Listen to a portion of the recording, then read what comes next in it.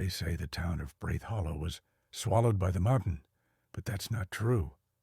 I've seen what's left of it, and the mountain didn't swallow anything. It waited. My name is Tom, and I used to be a surveyor for the county. My job took me into places most people forget exist. Abandoned towns, derelict mines, ghost roads that only show up in records from 50 years ago. I liked the quiet. I liked not seeing people. Maybe that's why I agreed to the Braith Hollow job, even when the warnings started to pile up. I didn't believe in curses, in hauntings, in bad ground, or thin places where the world folds wrong. But I do now. The county got a notice that a private company was trying to reopen a section of Forest Road that hadn't been used since the 70s. Some shell LLC with no website and an address that didn't check out. But they filed all the right permits and were offering cash for speed. So my boss sent me out to verify the route. All I had to do was drive up the ridge, check the road integrity, and come back with GPS tags. Easy work. They gave me a truck, an old printed topo map, and a week to get it done. I left on a Monday morning in early November. The sky was bruised and low, and everything smelled like wet pine. I drove east for 5 hours until the asphalt gave way to gravel, then another 2 until even the gravel stopped. From there, it was just mud, rock, and narrow switchbacks barely wide enough for the truck. I kept going, past rusted signs shot through with buckshot, fences that had long since collapsed, trees that looked too twisted to be natural.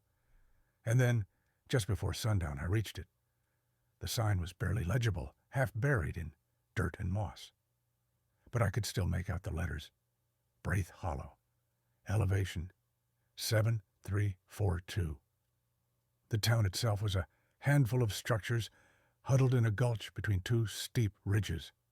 I saw a general store, a chapel, what looked like an old boarding house, and the remnants of a rail line that disappeared into the mountain behind them. Everything was gray, dead, but not destroyed. That's what stuck out. It wasn't ruined by time or weather.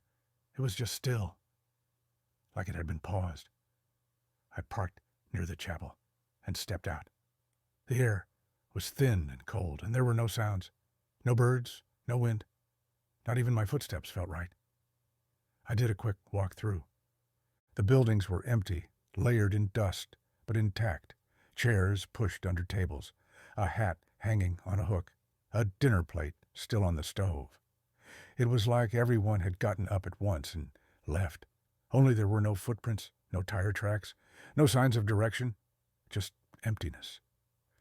I marked a few points with my handheld GPS and decided to sleep in the truck. I wasn't afraid, not yet, but something about sleeping inside any of those buildings made my skin crawl. That first night was silent. Not the peaceful kind, the heavy kind. Like sound didn't reach me. I couldn't sleep. I kept thinking I saw lights in the chapel windows. Flickers, like candle flames. But every time I looked, there was nothing. Just the hollow blackness of stained glass. Around 3 a.m., the truck shook. Just once. A short, sharp jolt like something large had landed nearby.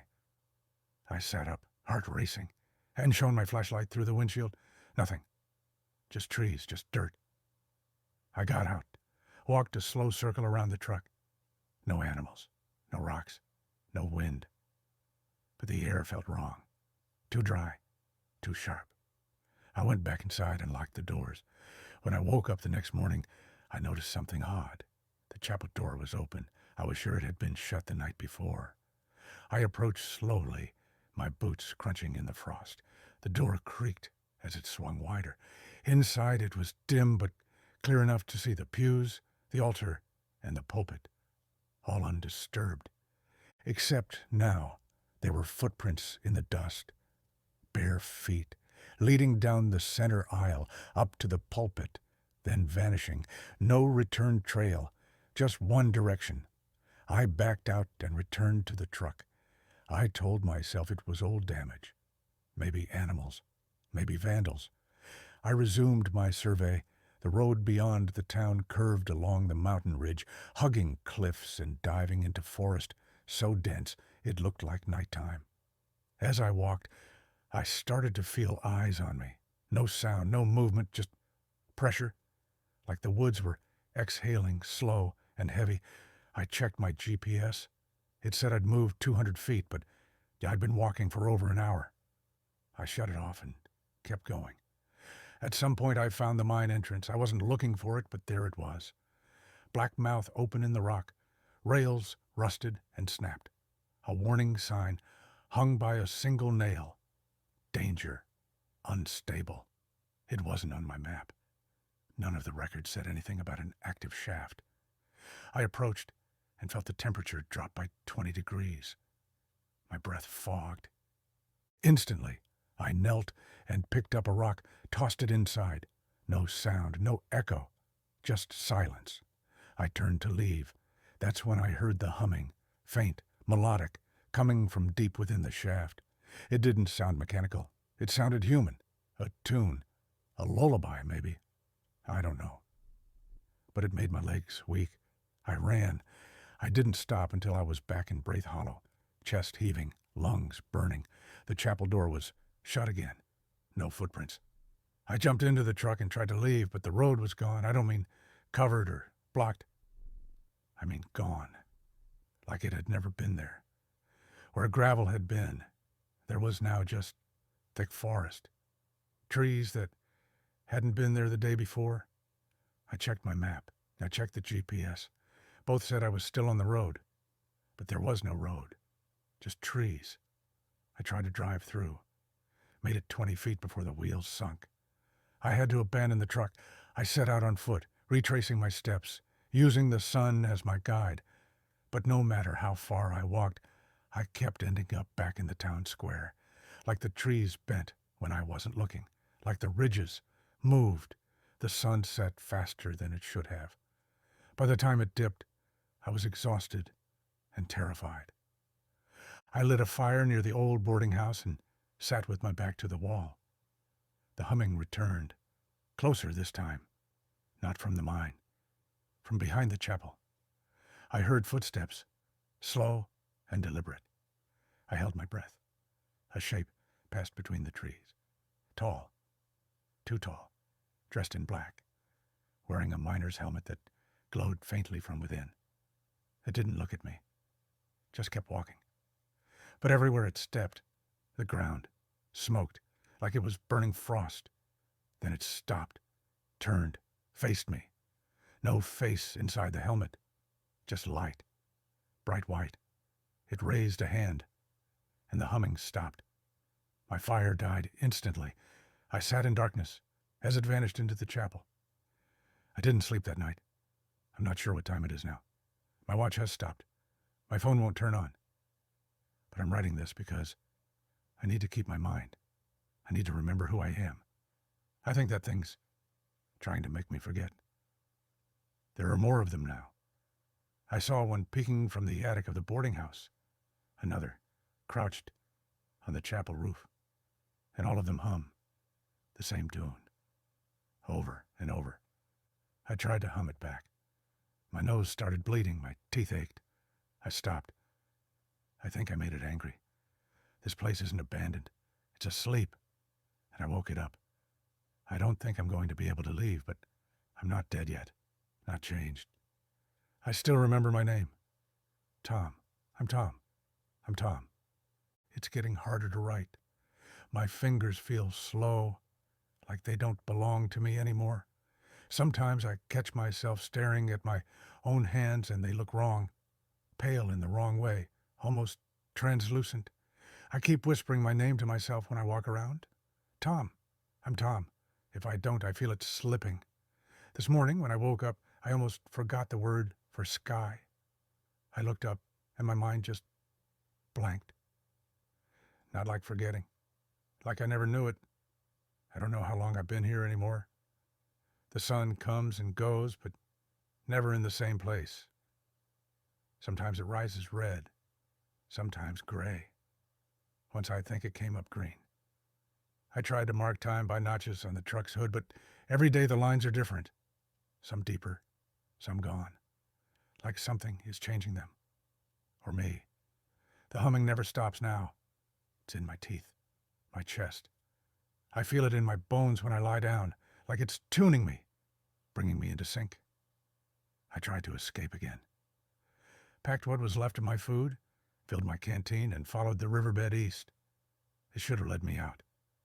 Rivers always lead out, but this one didn't. After 4 hours of hiking, I saw smoke ahead. I thought maybe a fire, a rescue team. I ran, pushed through brush, came out into the clearing, and found myself back in the town square.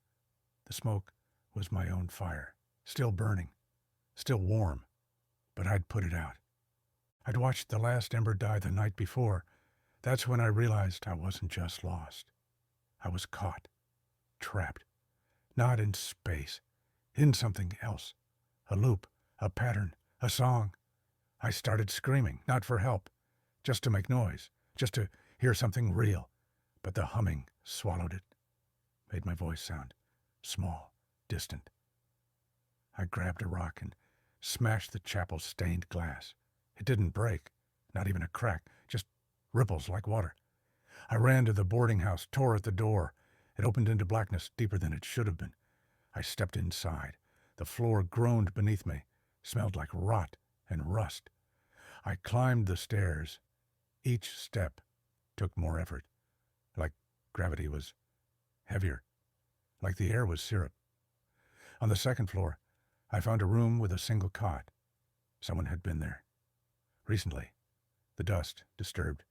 An empty notebook, a tin cup, a strip of cloth that looked like it had been chewed on. I sat, rested. That's when I heard the voice. Not outside, not in the hall. In my head, it said my name, over and over. Not like a whisper, like a memory, like my own voice played back. Then it started changing, adding words, things I'd never said but recognized. Tom, you saw the shaft. You walked too far. You heard the tune. Now you belong. I slammed my hands over my ears and shouted, but the voice kept going. You broke the silence. The hollow heard. It remembers. Now so must you. I ran out of the building, down the stairs, into the street. Everything looked different. The buildings were newer, painted, lights on, people in the windows, smiling, waving. I blinked. It was gone. Rot returned. Dust. Emptiness. I collapsed and cried for the first time since I was a kid. Not because I was scared, because I felt something else creeping in. Acceptance. Like part of me wanted to stay. That's when I saw the man again. The one with the helmet. Standing on the rail line that led to the mine.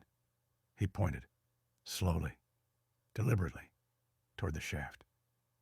I said no, over and over. He didn't move, just pointed. I don't know why I did it. Maybe because I had nothing else. Maybe because some part of me hoped it would end.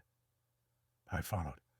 The mine was darker than before, cold enough to burn. The rails led inside like veins. I stepped past the threshold and the air changed. The humming grew louder, not outside. In me. My heart thudded in sync with it. The helmeted man walked ahead, his light dimming with each step, until he was gone. I kept walking, couldn't stop. The tunnel pulsed like it was alive, walls breathing, rocks sweating. Then it opened into a chamber, circular, vast. At the center was a pool of black water, still as glass. Surrounding it were dozens of helmets, stacked neatly, bones arranged like shrines. And in the water, I saw my reflection. It wasn't me. Not fully. It had my eyes, but they were wrong. Black where they should be white. My face stretched too long. And behind it, antlers, rising from my back. I fell to my knees. I felt something reaching through the water, touching my spine. It whispered again. You are the new hollow. Make room, I screamed. I don't remember what happened next. I woke up by the chapel. Morning light. My clothes were soaked, but I wasn't cold. The town was silent again. No humming. No helmeted man. Just stillness. But now when I walk, the buildings move. When I blink, the windows shift. I watch the boarding house stretch upward like it was growing. I'm not hungry anymore. Not thirsty. My skin is pale. My nails blackened. I sleep with my eyes open. The forest doesn't fight me now. It opens when I walk, closes behind me. I'm part of it. I know I am. But I haven't fully changed yet. Not completely. I still have time. Maybe. So, I wrote this on the back of the map they gave me. I'm going to leave it at the edge of the gulch, where the road used to be. If anyone finds it, if you're reading this, don't come looking. Don't trace the permits. Don't search the mountain. Let Braith Hollow fade. Let it sleep. Because if you see the mine, if you hear the tune, it means the hollow has opened again, and it's chosen someone new.